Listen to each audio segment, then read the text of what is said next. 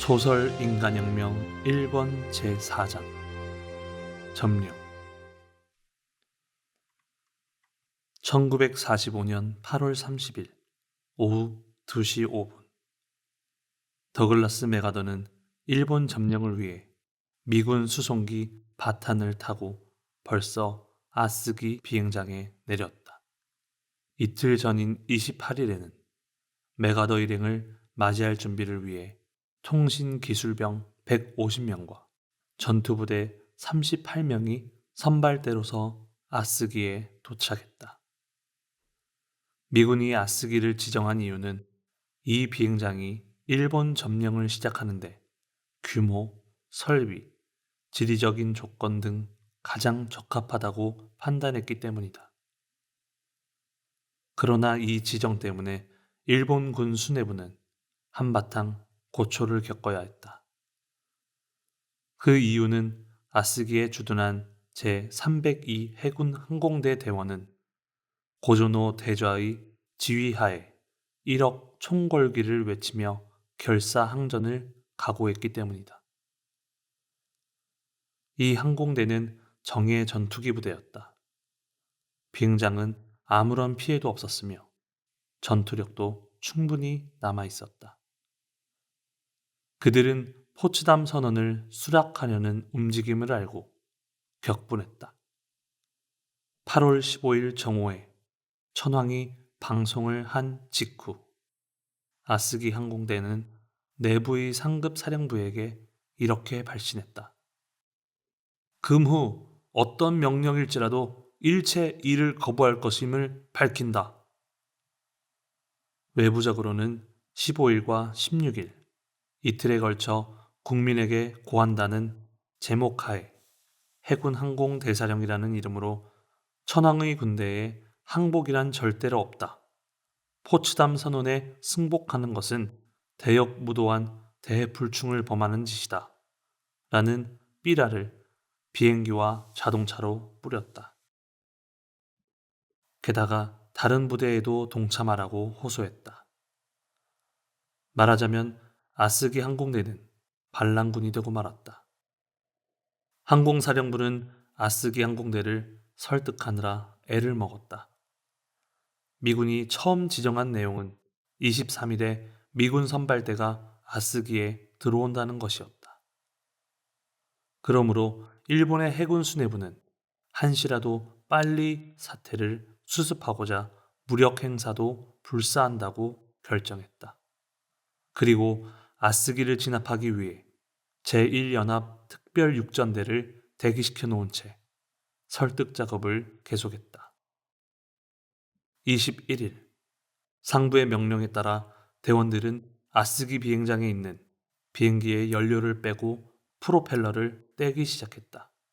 그런데 사전에 이를 감지한 아스기 항공대의 비행기 33대가 발진하여 사야마 육군 비행장과 고다마 육군 비행장으로 탈출했다. 그러나 사야마에 착륙한 자들은 공고에 따라 아스기에 복귀하고 고다마에 내린 탑승원들도 결사항전을 단념하고 도쿄 경비대에 수용되었다.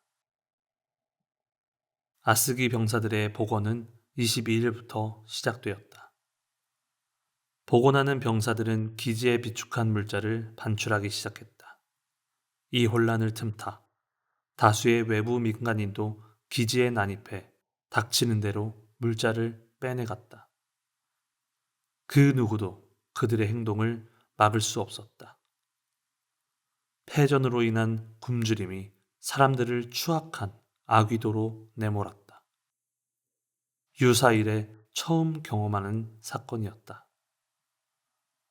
그래도 23일쯤 되자 복원도 그럭저럭 완료되어 아스기에서는 미군을 받아들일 준비를 시작했다. 사소한 반란은 아스기 기지 외에도 몇 군데 더 있었다. 그러나 모두 설득당하고 진압되었다. 이미 전의를 완전히 상실했던 것이다. 위험하고 시끄럽던 아스기 비행장도 겨우 평온해졌다. 이런 움직임에는 전혀 무관심하다는 듯 맥아더를 태운 바탄이 아스기 비행장의 은빛 날개를 펼쳤다. 180cm가 넘는 장신인 메가더가 승강구의 모습을 나타냈다. 그리고 트랩에서 내려오기 시작했다. 커다란 군모를 깊이 눌러쓰고 카키색 셔츠에 바지를 입은 가벼운 차림이었다. 선글라스를 낀 메가더는 아무런 무기도 몸에 지니지 않았다. 그는 바지 뒷주머니에 오른손을 대고 파이프를 입에 문 채 잠시 서서 좌우를 바라보았다. 사진 기자들을 위해 잊지 않고 포즈를 취하기도 했다. 오른손에 파이프를 쥔 메가더가 트랩에서 내려와 땅을 밟았다.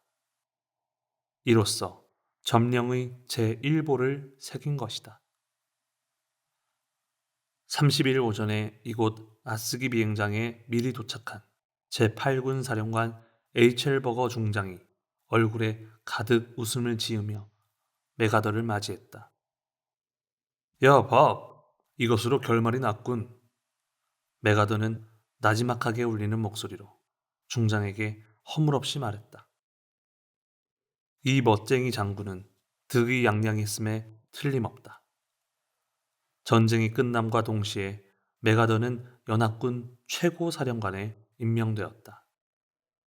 일본 점령에 대한 모든 권한은 지금 그의 손아귀에 있었다. 이 새로운 권력자는 거의 무방비라고 해도 좋았다. 그러나 언뜻 보기에 대담무쌍한 메가더의 태도와 행동은 실은 그다운 계산에서 나온 것이었다. 전쟁은 끝났다. 그는 전쟁을 하러 온 것이 아니다.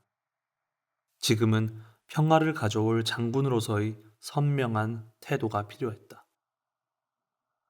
메가더는 기자단에 성명을 발표했다. 멜버른에서 도쿄까지는 머나먼 길이었다. 길고도 긴, 그리고 힘든 여정이었다. 그러나 이제는 모두가 끝났다. 이 도쿄 지구에서 수많은 일본군이 무장을 해제하고 각자가 복원했다.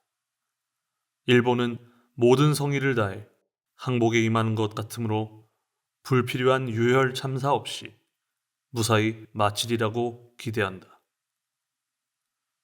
이 성명에는 승리자의 오만도, 고압적인 태도도 찾아볼 수 없었다. 지금은 하나의 싸움에 승리했을 뿐이다. 다음 싸움에서도 이겨야만 한다. 승리 속에 종종 다음 싸움의 패인이 들어있는 법이다. 메가더는 이 사실을 경험해서 분명 알고 있었으리라. 그에게는 일본 점령 방침과 정책 결정, 실행이 지금 당장 급선무였다. 그러나 메가더는 약간 당황했다. 전쟁이 예측보다 빨리 끝났기 때문이다. 그의 작전 계획으로는 두 군데 본토 상륙 작전을 감행함으로써 전쟁이 끝날이라고 생각했기 때문이다. 그러면 빨라도 1년 뒤인 1946년 말경이 되리라 예측했다. 미국은 이미 일본 점령을 대비해 군사정부 요원을 육군과 해군에서 양성하고 있었다. 캘리포니아주 몬트레이에는 요원을 최종적으로 훈련하는 민사문제훈련소 등이 설치되어 있었다. 그곳에서 많은 군인과 민간인 스태프를 대상으로 일본 각 현의 지리, 산업, 경제, 정치 등에 관한 정밀 학습과 연구를 진행했다. 미국은 용이 주도하게 작전을 진행했다. 메가더는 히로시마의 원폭이 투하되기 직전까지 미국이 원폭을 보유하고 있다는 사실조차 몰랐다. 전쟁이 예상보다 빨리 끝난 지금, 그에게는 일본의 어떤 점령 정책을 실천하느냐 하는 완전한 청사진이 없었다. 메가더는 마닐라에서 아스기로 오는 비행기에서 사색을 거듭했다. 때로는 파이프를 입에 물고 비행기 안에서 왔다 갔다 하며 휘트니 준장에게 구상한 내용을 받아 적도록 했다. 그 대강의 내용은 다음과 같다. 우선 군사력을 분쇄한다. 이어서 전쟁 범죄자를 처벌하고 대표제를 바탕으로 정치 형태를 구축한다. 헌법을 근대화한다. 자유선거를 실시하여 여성에게 참정권을 부여한다. 정치범을 석방하고 농민을 해방한다. 자유로운 노동운동을 육성하고 자유경제를 촉진하며 경찰에 의한 탄압을 폐지한다. 자유롭고 책임있는 신문을 육성한다. 교육을 자유화하고 정치 권력의 집중을 배제한다. 그리고 종교와 국가를 분리한다. 메가더는 그 후 6년 동안 이때 구상한 내용을 점령 정책의 기본으로 하여 그런대로 실현했다고 할 수 있다. 이 기내에서 한 구상은 미군이 패전 일본의 근대화를 촉진하겠다는 경향이 강했다. 일본으로서는 참으로 천만다행이었다. 점령 정책에는 여러 문제점이 있었다고 하지만 메가더는 꽤나 이상주의자였다. 만약 일본이 이겨서 일본의 장군이 미국의 점령 정책을 폈다면 과연 어떤 사태가 일어났겠는가? 당시 일본의 장군들과 서양의 장군들을 비교하면 유감스럽지만 대체로 생각하는 차원이 아주 달랐던 것 같다. 일본의 장군들은 애국심을 방패막이로 삼아 그 뒤에 국군주의의 사상으로 똘똘 뭉쳐 있었고, 서양의 장군들은 20세기에 일어난 두 차례의 세계대전을 통해 근대 전쟁은 승자에게나 패자에게나 다 같이 커다란 비참과 피해를 초래한다는 사실을 무엇보다도 뼈저리게 알고 있었다. 전쟁은 절대로 안 된다. 당시 전 세계 사람들은 이렇게 절실하게 부르짖었다. 메가도 자신도 분명 예외가 아니었으리라. 제2차 세계대전은 승자에게도 엄청난 희생을 강요했다. 패자는 더욱 비참했다. 메가더는 그런 상황에서 강력한 파괴력을 갖춘 원자폭탄의 출현은 전쟁이 인류 문명까지도 멸망시킬지 모른다고 느끼기 시작했다. 격렬한 세계대전이 준 교훈은 군인 메가더에게도 적어도 이때만큼은 앞으로 인류가 번영하려면 어떻게든 전쟁을 포기하는 길밖에 없다고 촉구했다. 살벌한 전쟁의 여진 속에서 연합국 최고사령관은 하나의 야심을 품었다. 그것은 여하튼 그의 손안에 있는 일본이라는 나라를 민주적으로 평화를 희구하는 모범 국가로 만들자는 것이다. 특히 처음 2년간의 점령 정책은 이상주의적인 색채가 짙었으며 이때 메가더의 청사진이 일본의 다행이었던 측면이 적지 않았다. 9월 2일 메가더는 도쿄만에 정박 중인 전함 미주리호 함상에서 항복 조인식을 마치고 이렇게 성명을 발표했다. 우리는 지금 새로운 시대를 맞이했다. 전쟁 능력의 파괴적인 성격은 착실히 거듭한 과학적 발명으로 바흐로 전통적인 전쟁 개념을 수정해야 할 시점에 다다랐다. 인류는 창세기 이래 언제나 평화를 기구했다. 국가 간의 분쟁을 방지하고 해결하기 위한 평화 조약을 만들자는 시도가 각 시대를 통해 다양한 형태로 행해졌다. 애당초 처음부터 시민 개인 간에는 그러한 유효한 수단이 만들어졌지만 더욱 커다란 국제적 규모의 기구는 아직 한 번도 성공하지 못했다. 군사동맹도, 세력 균형도, 국제적인 연맹 조직도 모두 실패로 끝나고 결과는 스디슨 전쟁의 실현에 따를 수밖에 없었다. 이 전쟁은 그런 시련에 호소하는 마지막 기회이다. 우리가 육체를 구하려고 생각한다면 먼저 정신부터 바꿔야 한다. 일본의 전 국민은 개벽 이래 처음 겪는 패전이라는 현실에 직면했다. 공포와 혼미, 그리고 불신 속에 있는 것이 당연했다. 그러나 이 며칠 동안 메가더가 보여준 말과 행동으로 볼 때 전쟁 중 미군을 귀축이라고 부르고 또 그렇게 믿어온 생각은 순식간에 사라지고 말았다. 패전은 사실 슬픈 일이다. 그러나 날이 갈수록 전쟁이 끝났다는 안도감이 커지면서 살아남았다는 기쁨이 되살아나는 듯 했다. 그런데 많은 사람은 매사를 침착하게 본인 스스로 생각하는 습성을 어느새 잃어버리고 말았다. 새로운 사태에 대해서는 호기심이 먼저 앞서는 것에 불과했다.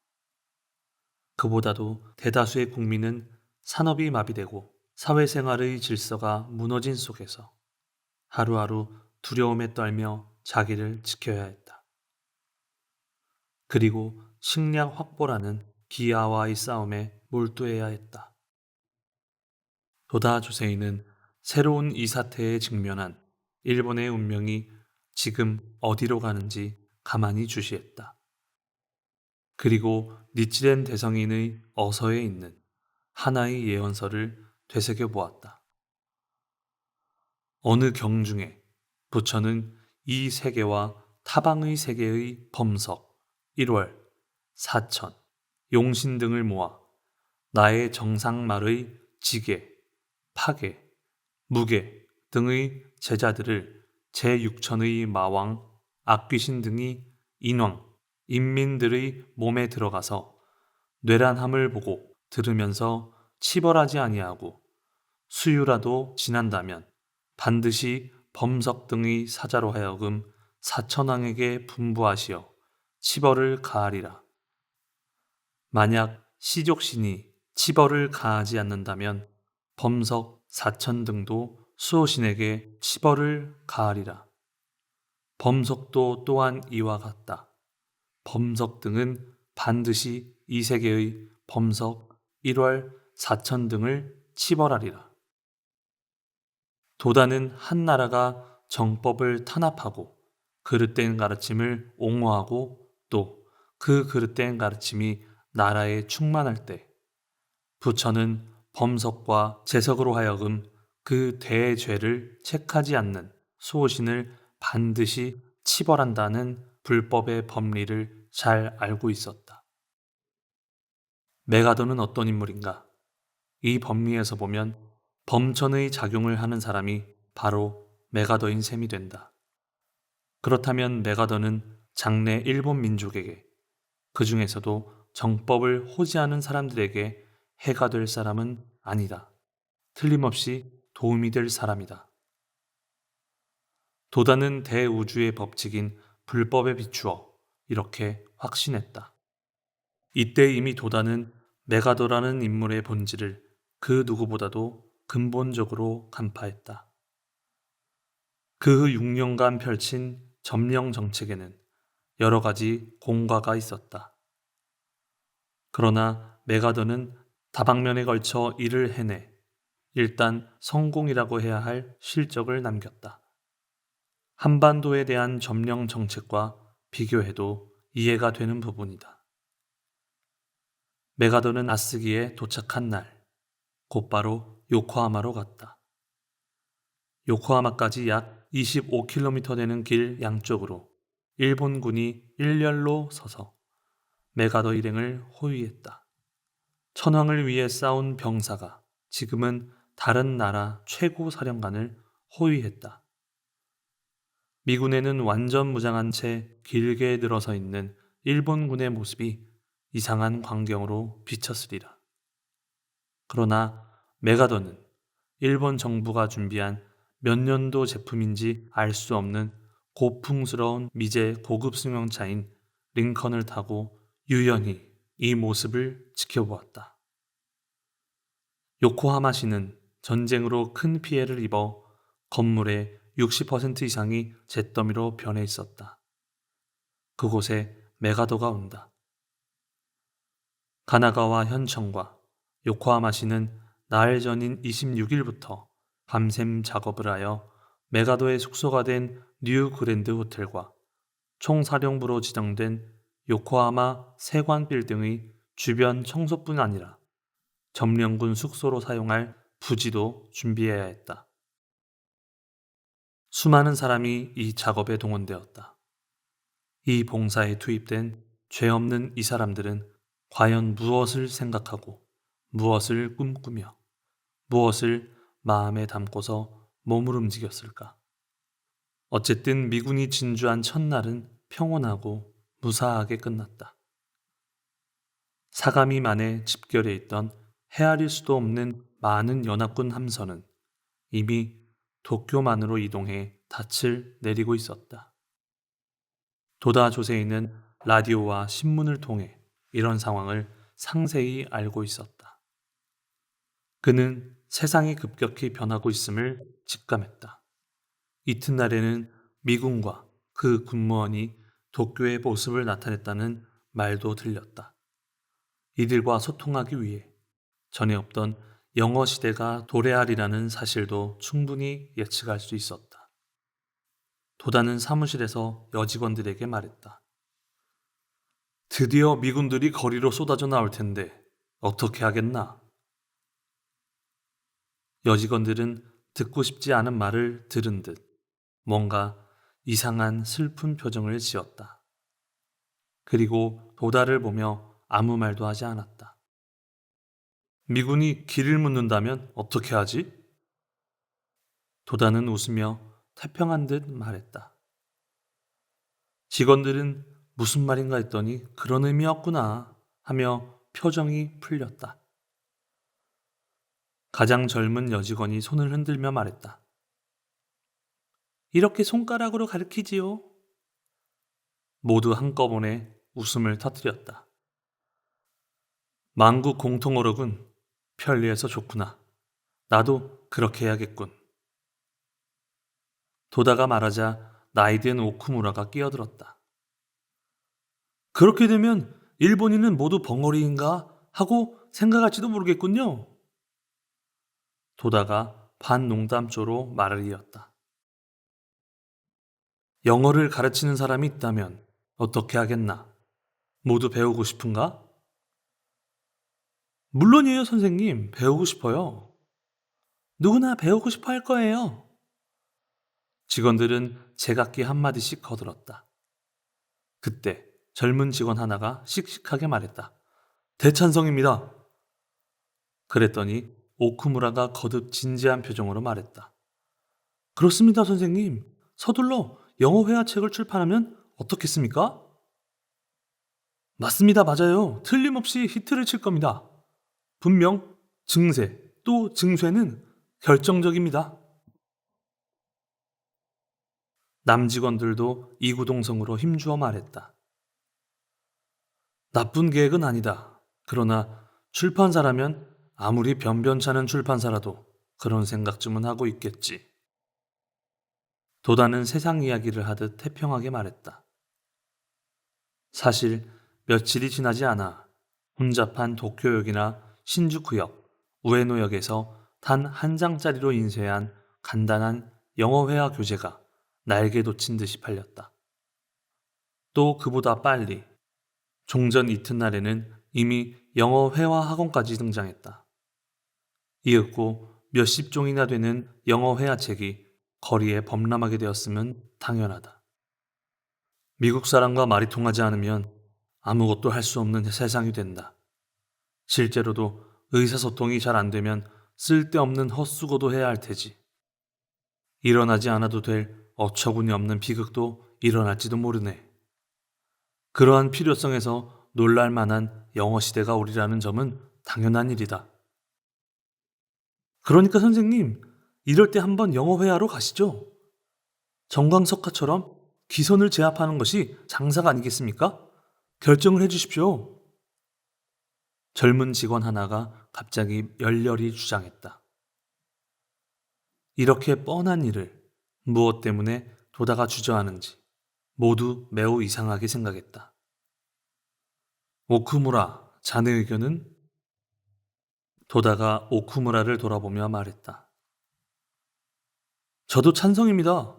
통신교재가 이 정도라면 영어 회화책을 만들 자금도 충분하고 종이도 현금만 내놓으면 비싸지만 구할 수 있을 테니까 절호의 찬스라고 생각합니다.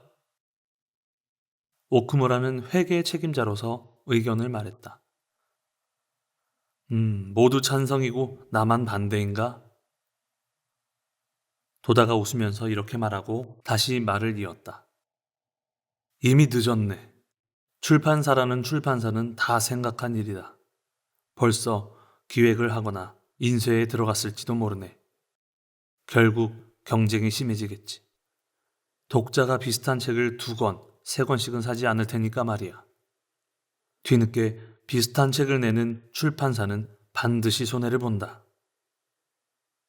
그렇습니까? 하지만 참 안타까운 계획입니다.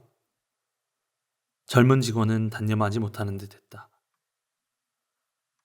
그러니까 한 걸음 더 앞을 생각해야 한다. 도다는 눈이 안경 속에서 반짝 빛났다. 지금부터는 영어를 착실하게 단단히 공부하려는 사람이 분명 많아질 것이네. 그러므로 누구나 공부할 수 있는 쉽고 친절하고 또 명쾌한 교과서식의 책이 좋겠지. 읽기, 말하기, 쓰기도 일괄적으로 통일해서 공부할 수 있는 특색 있는 책이 필요할 게야. 이런 책을 열심히 기획하는 서점도 틀림없이 있겠지. 그래서 말인데 먼저 유능한 집필진을 모아야겠네. 이 일은 지금 바로 손을 써야 한다. 지금 시점에서 최고의 교재를 만들어야 하네. 통신교육으로 누구나 배울 수 있는 영어 강좌를 말이야. 직원들은 좀처럼 이해할 수 없었다. 그들은 도다가 하는 말이 너무나 먼 이야기라고 생각했다.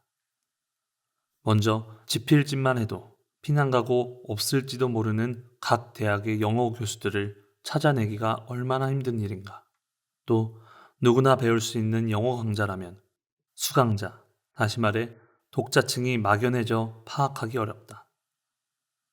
그보다는 영어 회화책을 만드는 편이 훨씬 쉽고 실현 가능한 현명한 기획이라고 생각했다.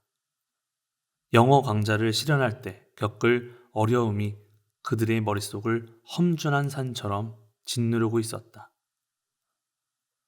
도다는 잠자코 있는 직원들을 보고 웃으면서 말했다. 패전 때문에 모두 머리가 멍해진 것은 아니겠지.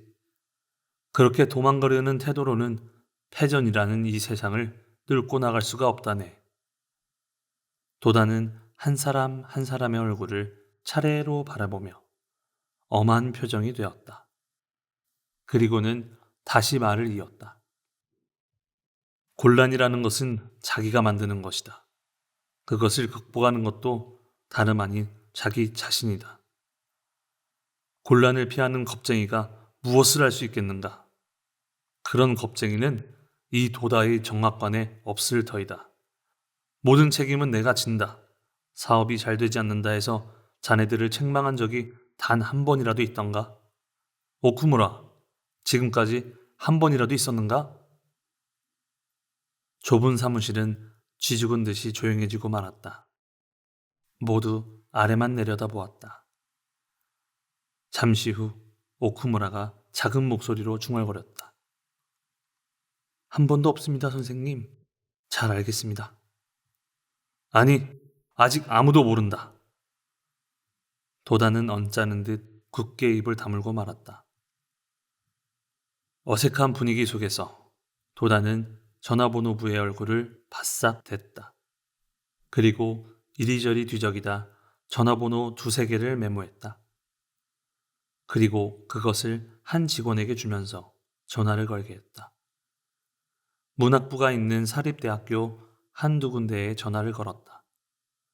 그리고 영문학 교수와 강사가 있을 만한 주소를 알아냈다. 어떤 사람은 지방으로 피난 가고, 어떤 이는 근교로 이사 가고, 어떤 이는 아직 복원하지 않았음을 알게 되었다. 다만 이 정도의 움직임에 불과했지만 귀를 기울이던 직원들의 얼굴에 갑자기 희색이 돌았다. 중심자인 도다가 성구에 서서 움직이자 영어 강좌 집필진 섭외 준비를 어떻게 할지 결정되었다. 도다가 다시 웃음을 지으면서 말했다. 여러분의 마음이 하나가 되면 반드시 일은 성공한다. 계획한 일이 모두 다 이루어지지 않는다 해도 생각지 못한 새로운 길이 그곳에서 반드시 열리는 법이네. 이것이 대성인의 불법을 믿는 자의 강함이고 고마움이다. 걱정할 것 없다. 단단히 한번 해보자. 이튿날부터 지필자 교섭이 시작되었다. 종전을 맞이했지만 학교가 언제 문을 다시 열지 알 수 없다. 할 일이 없어 무료했던 지필자들은 누구나 군말 없이 받아들였다. 오랜만에 일다운 일을 하게 되자 기쁜 표정으로 협조했다.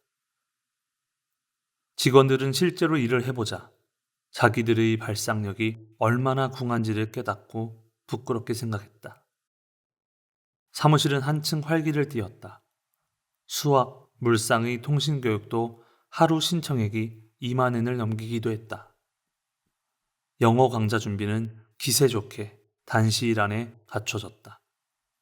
9월 25일자 아사히 신문에 그 광고를 게재할 만큼 이미 일은 진척되었다.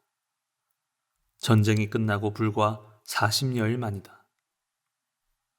온 나라가 허탈이라는 구렁텅이에 빠져 있었다. 거리에는 전쟁에서 해방된 청년들이 가득했다. 국민 대부분은 굶어 죽지 않으려고 미친 듯이 뛰어다니며 식량을 구했다. 이때 도다 조세이는 착착 자신의 기반을 굳혀나갔다. 그리고 한시도 눈을 떼지 않고 나라의 먼 장래를 응시했다. 더글라스 맥아더가 지휘하는 일본의 비군사화 정책은 신속하게 실시되었다. 일본 육해군의 무장해제는 멀리 외국에 주둔한 부대는 별도로 하고 10월부터 11월까지 국내 주둔 부대의 약 400만에 달하는 병사를 거의 제대와 함께 무장해제시켰다. 이리하여 예상보다 순조롭게 무혈 점령을 성공시켰다.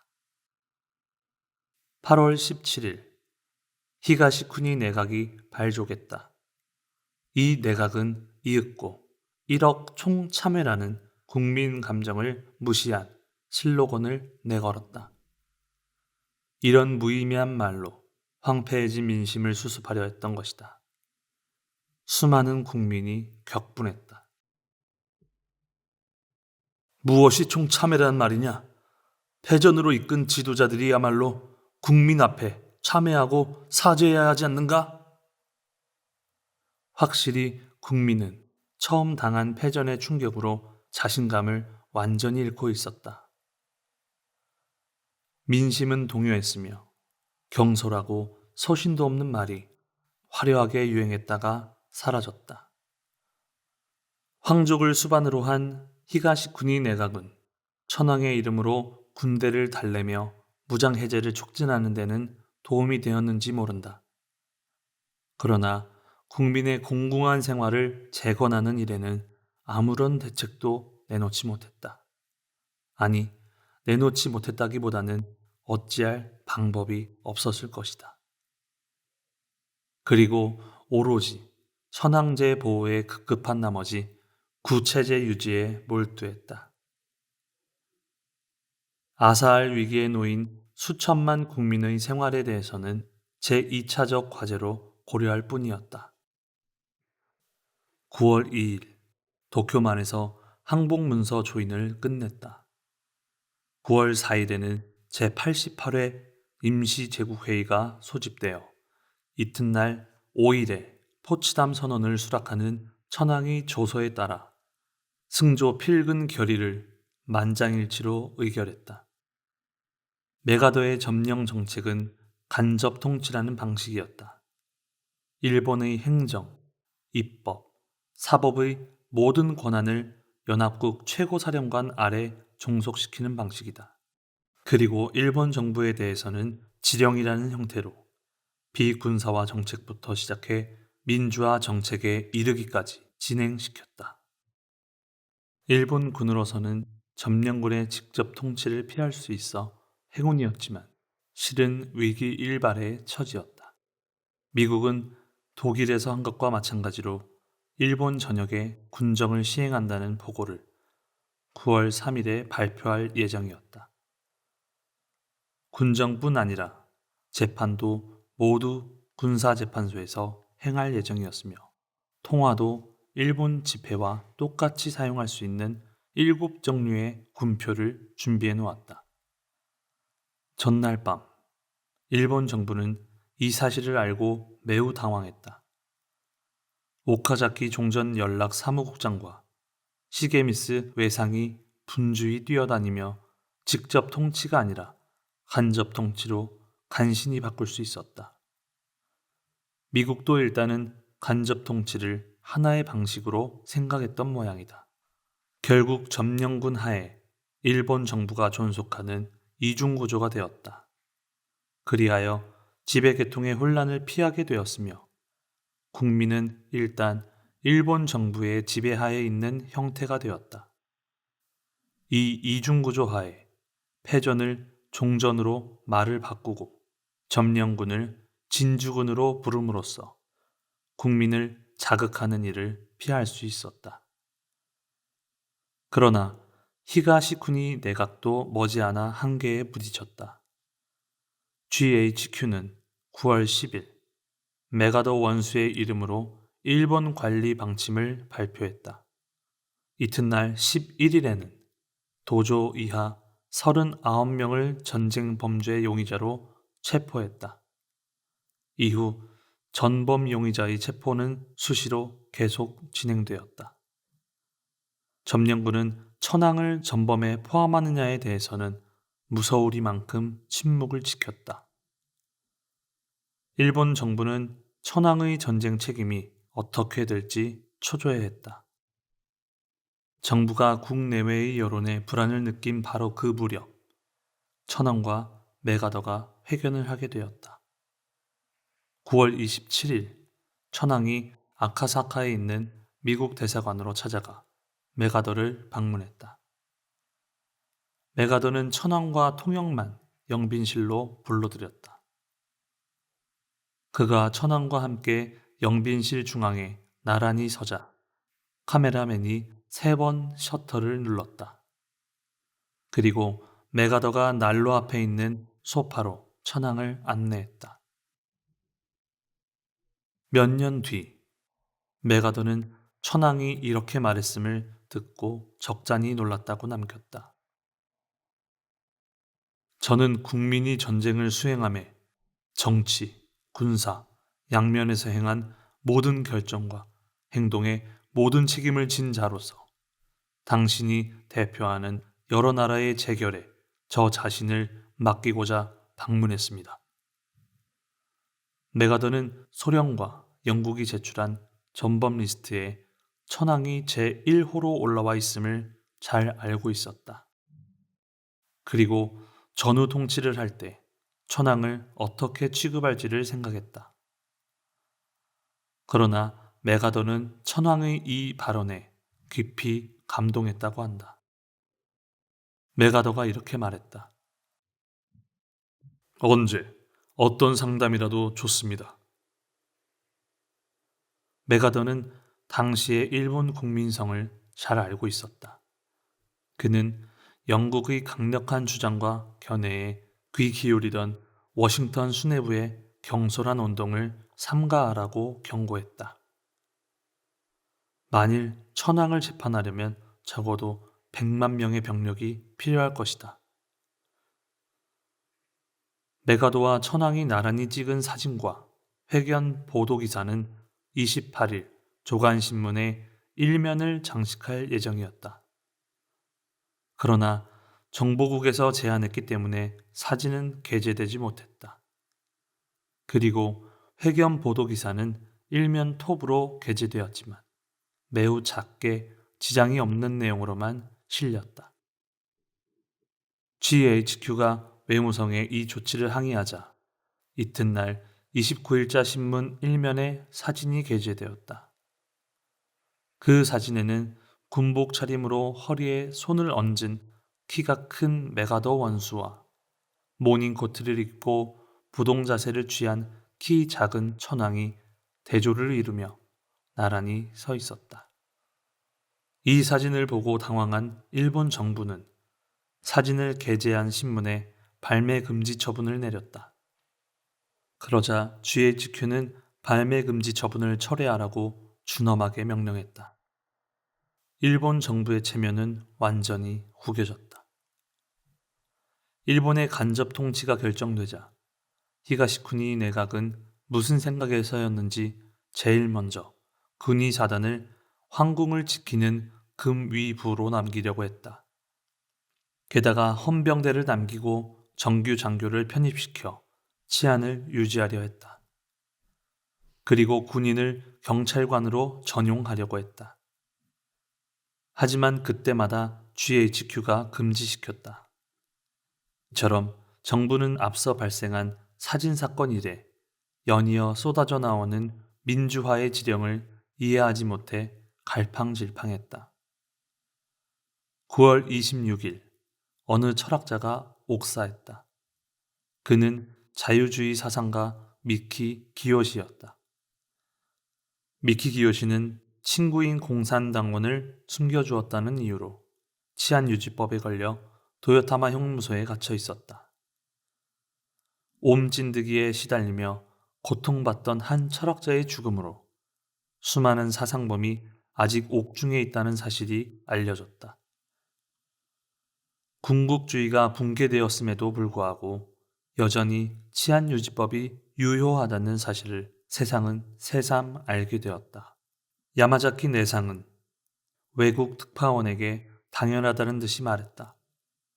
사상을 단속하는 비밀경찰은 현재도 계속 활동하고 있으며 황실 반대를 선전하는 공산주의자는 가차없이 체포한다. 정부 형태의 변혁, 특히 천황제 폐지를 주장하는 자는 모두 공산주의자라고 생각하고 치안유지법에 따라 체포한다. 외국 특파원은 아연실색했다. 오늘날 볼 때 참으로 기괴하기 짝이 없는 문답이 매우 진지하게 행해진 것이다. 그리고 점령군 기관지 스타즈 앤드 스트라이프스에 이 사실이 상세히 게재되었다. 무장 해제에 전면적으로 협력한 일본 정부도 그 외의 일에는 모든 구체제의 부활을 꿈꾸고 있었다. 천황의 전쟁 책임이 세계적인 관심사가 된 시기에 그들은 천황제 통치기구를 유지하는 데에 전력을 기울였다. 정부의 최고 수뇌부는 이처럼 터무니없는 일을 자행했다. 시대의 조류를 알지 못하고 성견지명도 없는 국가적 지도자의 우열한 모습이 바로 여기에 있었다.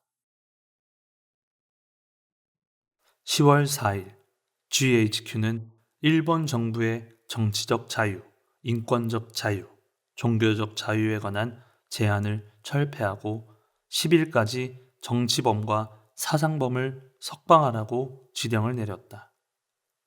이로써 치안유지법을 폐지하고 공산당을 합법화해야만 했다. 또한 GHQ는 내상 이하 전국 경찰 수뇌부를 파면하고 특별 고등경찰을 폐지하라고 명령했다. 총참회 내각으로 불린 히가시쿠니 내각은 이 지령을 시행하면 국내 치안 유지에 책임질 수 없다는 참으로 무책임하기 짝이 없는 이유를 내세워 이튿날 5일 총사퇴하고 말았다. 내각을 조직하고 50여일 만에 끝나는 운명이었다. 이 정변을 계기로 드디어 전쟁 후의 본격적이고 새로운 변혁이 시작되었다. 10월 9일에 시데하라 내각이 들어섰다. 15일에 치안유지법이 폐지되었다. 그리고 보호관찰 하에 있던 자를 포함해 약 3,000명의 정치범이 석방됐다. 도다 조세이도 치안유지법이 철폐된 10월 15일을 경계로 참된 의미에서 청천백일의 몸으로 돌아간 셈이다. 그러나 그보다 더욱 도다를 기쁘게 한 일이 있었다. 4일에 발표한 각서 제1항에서 총사령부가 신교의 자유를 지령한 것이다. 신교의 자유는 종교가 어떠한 정치 권력의 구속도, 비호도 받으면 안 된다고 규정해야 비로소 완벽해진다. 종교 그 자체의 승렬과 천심은 종교의 광장에서 결정되어야 하며 거기에 조금이라도 권력이 개입하면 안 된다. 참으로 힘이 있는 종교는 신교의 자유를 원하고 힘이 없는 종교는 권력과 결탁하려고 한다. 신교의 자유가 완전히 보장되지 않으면 광선유포는 달성하기가 곤란하다. 도다는 진작부터 이렇게 생각했다. 지금 그 자유의 날이 찾아왔다. 니치렌 대성인 제세 이래 700년 동안 이렇게 자유로운 시대는 단 한 번도 없었다. 그러나 이 신교의 자유도 일본 국민의 목소리로 실현된 것이 아니다. 전혀 다른 나라의 사령관이 지령을 내려 실현되었다. 이것이야말로 범천 재석의 계책이라 해야 하지 않겠는가. 도다는 사무실로 가는 길에 아름답고 맑은 가을 하늘을 올려다보면서 홀로 중얼거렸다. 범천, 정말 멋있게 하지 않았는가? 도다는 숨을 깊이 들이마셨다. 국가 권력은 앞으로 그의 활동을 방해할 힘을 완전히 잃어버렸다. 상쾌한 가을 햇살을 받으며 거리를 걸어가는 그의 발걸음은 아주 경쾌했다. 마음껏 팔을 크게 휘둘러 보았다. 도다는 심각한 영양실조였던 건강도 눈에 띄게 회복되었음을 느꼈다. 이제야말로 자유다. 참으로 때가 왔다. 지금이야말로 할 일을 해야 한다. 반드시 일본의 불행한 민중은 구제될 수 있다. 아니, 절대로 구해야 한다. 도다는 마음으로 계속 속삭였다. 자기 몸의 자유는 그대로 광선유포를 위한 종교활동의 자유로 통한다. 자신의 남은 생에는 그 일을 위해 있음을 그는 깊이 자각했다. 불끈 쥔 손은 어느새 흥건히 땀에 젖어 있었다. 이날 수없이 많은 억울한 정치범과 사상범이 해방감을 맛보았다. 그러나 도다만큼 환희를 깊이 느낀 사람은 분명 없었으리라. 도다 조세이는 누구보다도 신교의 자유를 희구했다. 그 커다란 의의를 도다처럼 자신의 체험을 통해서 알고 있는 사람은 없었다. 그가 느낀 환희는 이 신교의 자유가 전 민중에게 얼마나 많은 행복을 가져오게 될지 예견했기에 나오는 것이었다. 도다는 드문드문 난 콧수염을 계속 쓰다듬으면서 걸어갔다. 추록 후 3개월이 지나서야 콧수염이 2년 전 상태로 겨우 돌아왔다. 이 감촉은 2년 동안의 고난이 점차 과거가 되었음을 문자 그대로 피부로 강하게 느끼게 했다. 일단 이만하면 됐다. 도다는 혼잣말로 중얼거리고는 가슴을 활짝 폈다. 그러나 한편으로는 허탈감과 불안에 떨고 있을 민중의 마음을 생각하면 스스로 깊은 사명을 느끼게 되어 견딜 수 없는 초조함에 쫓겨야 했다. 패전이라는 미중유의 어려움에 대처하는 일본 정부의 지도자들은 너무나도 능력이 형편없었다. 허탈감은 민중보다 오히려 지도자 쪽이 더 컸다. 점령군이 없었다면 틀림없이 전국 각처에서 폭동이 일어났을 것이다. 지금 민중은 반항할 대상마저 잃고 말았다. 무력하기 짝이 없는 정부를 상대로 반항한들 쌀 한 가마 나올 리도 없었다. 점령군에 반항하면 이제 막 끝난 전쟁을 재발시키는 것밖에 안 되리라. 쏟아낼 곳 없는 불만을 민중은 싫어도 매일 맛보아야 했다.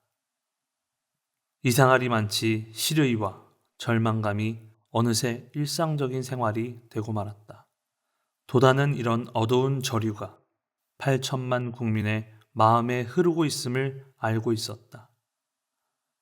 그의 예민한 심중에는 남모르는 쓰라림이 있었다. 길 가는 사람들의 얼굴을 자세히 바라보면서 도다는 마음속에서 호소하고 싶은 충동을 느꼈다. 참으십시오. 참아야 합니다. 여러분. 당신들의 잘못이 결코 아닙니다. 결국 잘못된 종교의 해독이 쌓이고 쌓여서 이런 결과를 초래한 것에 불과합니다. 이렇게 말한들 지금 여러분은 알 수 없겠지요. 딱하기는 하지만 알 수 없을 것입니다. 도다는 자칫 어느 젊은이와 부딪힐 뻔했다. 커다란 보따리를 부둥켜 안은 부인이 그의 옆구리를 보따리로 부딪히며 지나갔다. 도다는 더욱 생각에 잠기면서 조용히 발걸음을 옮겼다. 이것이 한 나라가 저지른 방법의 무서움입니다. 700년 전 니치렌 대성인께서 분명히 말씀하셨습니다. 그러나 그 누구도 신용하지 않았습니다. 신앙해야 할 때가 지금 마침내 왔습니다. 도다는 누군가에게 이야기하듯 스스로 마음에 말을 걸었다. 그렇습니다, 여러분. 나는 알고 있습니다. 틀림없이 알고 있습니다. 나는 여러분에게 그것을 이번만은 철저하게 알 수 있도록 하기 위해 어떤 고생을 하더라도 끝까지 살아가겠습니다. 안심하십시오. 지금 당장은 어떻게 하느냐는 말입니까? 전혀 어떻게 할 수 없지만 범천이 응급처치 정도는 할 듯합니다. 왜냐하면 그것이 범천의 의무이기 때문입니다. 도다 조세의 마음에 범천으로 비친 메가더는 매우 열심히 일하는 인물이었던 모양이다. 메가더는 일과 관계없는 일본인과는 만나지도 않고 미국인이라도 중요한 방문자나 측근에 있는 특정 인물 외에는 그다지 만나려 하지 않았다. 그는 자신의 임무를 수행하기 위해 필요한 곳 외에는 가지도 않았다. 메가더가 아스기에 도착한 1945년 8월부터 한국전쟁을 둘러싸고 백악관과 대립해 투르먼 대통령에게 최고 사령관을 해임당하는 1951년 4월까지 그는 5년 8개월 동안 그 자리에 있었다. 1950년 6월에 한국 전쟁이 발발하기 전 메가더가 일본을 떠난 것은 2번밖에 없었다. 한 번은 1946년 7월에 필리핀의 독립기념일 축전에 참석하고자 마닐라를 방문했는데 기념식이 끝나자마자 일본으로 돌아왔다. 두 번째는 1948년 8월 대한민국 건국 선언 기념식에 갔다가 바로 그날 일본에 돌아왔다. 일본을 떠나지 않는다기보다 그는 도쿄에서 떠나는 일조차 없었다. 각지에서 점령 정책을 실행하는 점령군의 주둔지를 시찰하는 일도 한 번도 하지 않았다. 요컨대 메가더는 최고 사령관으로서 자기 집무실 외에는 밖에 나가려 하지 않았다.